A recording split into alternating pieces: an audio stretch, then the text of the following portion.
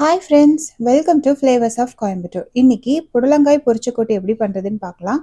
அதுக்கு ஒரு பேனில் ஊற வச்ச பாசிப்பருப்பு ஆட் பண்ணிக்கலாம். கூடவே கட் பண்ணி வச்சுருந்த புடலங்காய் ஆட் பண்ணிக்கலாம்.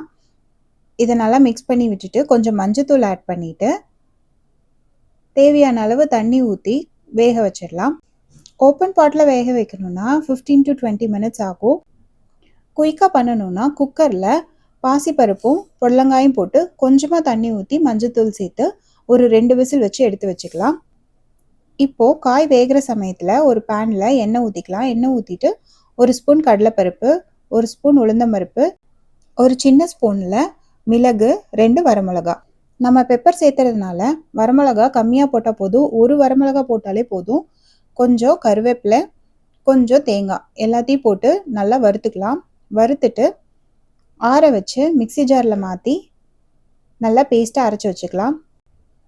பாசிப்பருப்பும் புடலங்காயும் நல்லா வெந்துருச்சு.